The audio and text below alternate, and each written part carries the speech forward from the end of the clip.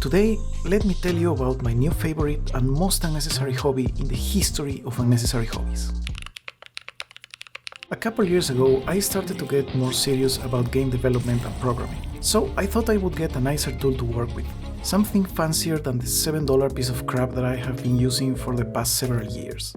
I very innocently started with a simple Google search, and oh boy, that was the start of my inevitable, very dramatic fall into the deep layers of the mechanical keyboard iceberg. So, let me share with you my first adventure into the fascinating world of the unnecessary.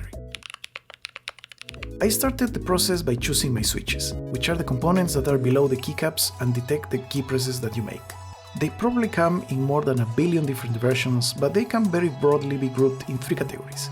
Clicky, that, as the name implies, make a distinctive clicky sound when pressed. Tactile, which don't make the clicky sound, but you can still feel it when pressing down the key. And linear, with no sound nor tactile feel, these keys move smoothly in their casing up and down. Before I started on this dark path of discovery, I was absolutely sure, as any normal person would, that keyboards came in 2 sizes, regular and laptop. I was of course wrong. Turns out the main species of keyboards can be segregated by their percentage. 100% is the classic keyboard most of us normies know, and then come an increasingly inconvenient variety of sizes that can go from an still usable 90% to 65% to the ones nearing the lower 30s, which I strongly believe are exclusively used as props for cool photos on Instagram. As you can imagine, every single part inside and out of a keyboard requires years of study and meditation. The keycaps, the PCBs, the cases, even the oil used to lubricate the inside of the keys is subject to unending debate. And if you don't know, I live in a godforsaken country in a rather questionable continent, so there's basically no ordering things over the internet. Besides, I'm a complete beginner, so I bought a keyboard which already came with everything all ready to go, where I could make little modifications to personalize it with whatever basic materials I could buy nearby. I bought a Keychronate keyboard, which seemed like a very good product for its reasonable price, and it even came with Gateron switches instead of the more common Cherry Mex. I chose the brown tactile switches, which I know are very offensive to most experts, but I needed a middle point to start from and test what I like. Mods are all the modifications and upgrades you can do to make your keyboard look and sound better. I went with the most modest ones. First was sound. The first step was to remove all the keycaps. Then take out the tiny screws that join the PCB to the case and open it up. Then carefully disconnect the cable that goes from the PCB to the battery. To fill the case, I used this very cheap anti-slip cover for furniture. I have seen many other cheap options. The objective in general is the same. Fill the echo chamber to prevent sound from bouncing around inside your keyboard.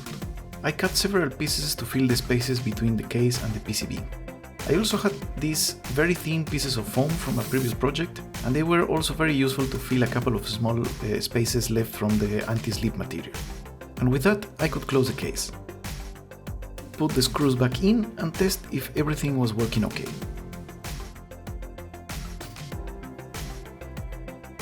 For the lubrication part, the usual procedure includes spending from 10 to 10,000 hours disassembling all the switches and then meticulously applying comically small amounts of the fanciest greases and sacred oils to every single one of them.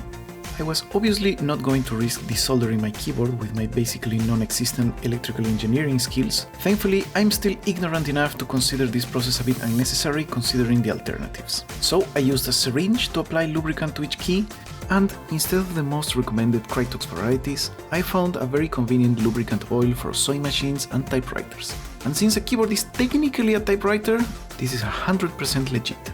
I was done in less than 10 minutes. Once all the oil spills are cleaned, it's time to put the keycaps back into place. The last step to upgrade my keyboard was to replace the keycaps. I walked all over my city looking for keycap replacements, and I was mostly received with very confused looks and people not understanding that you could actually replace the keycaps.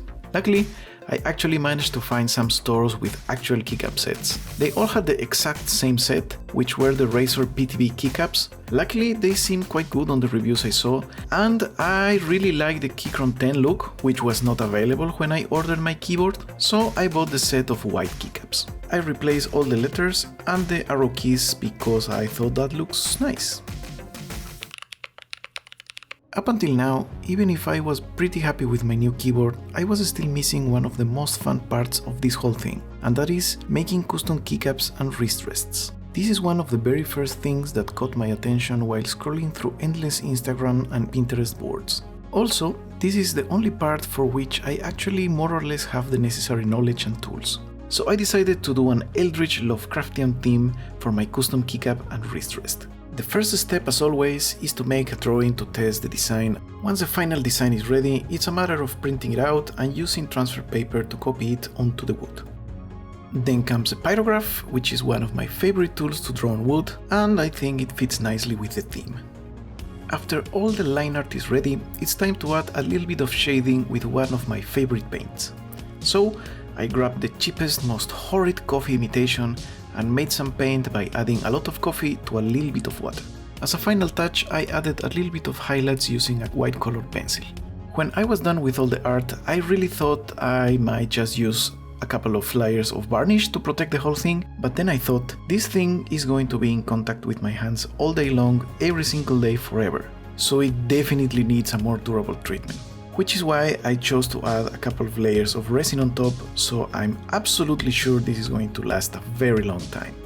I found these metal brackets that are used to hold shelves like this, but I decided to use them as feet for the back of the rest, similar to the actual keyboard.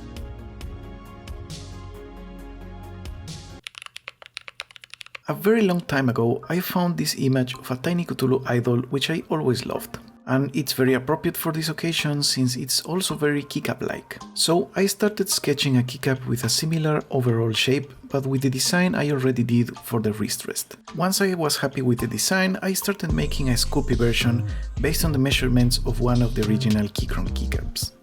I originally thought of directly painting and using the Sculpey version as my key, but it seemed a little bit heavy, and I've had quite a lot of problems trying to paint Sculpey, since every kind of paint I have tried eventually comes off, and this thing is going to be under significant stress being the escape key. So instead, I decided to make a mold and make copies out of resin.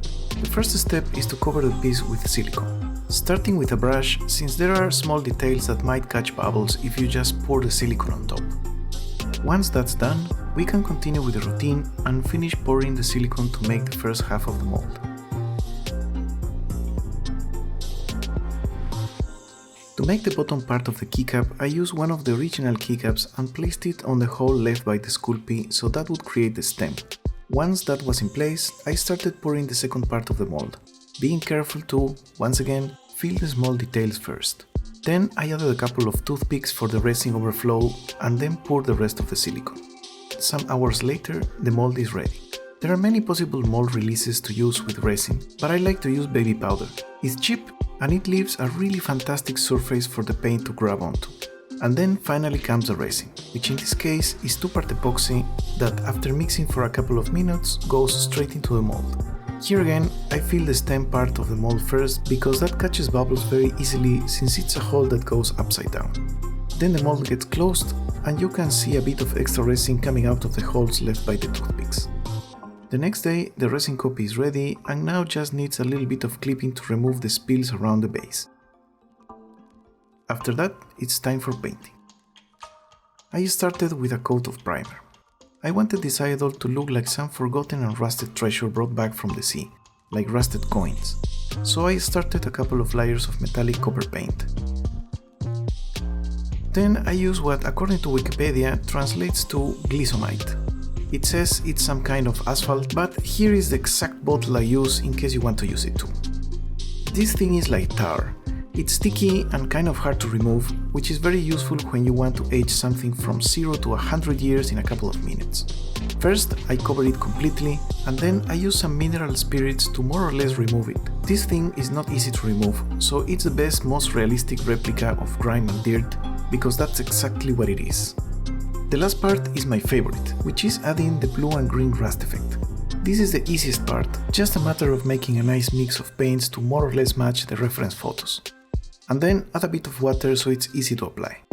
Once again, I first cover the whole thing and then use a wet paper or just my finger to remove the excess and leave all the crevices and details where the rust would have accumulated over time. And one last detail to finish. Removing a bit of resin and paint from the eyes so light can come through. This way, when it's put in place, its eyes will light up. So now we come to the most important part.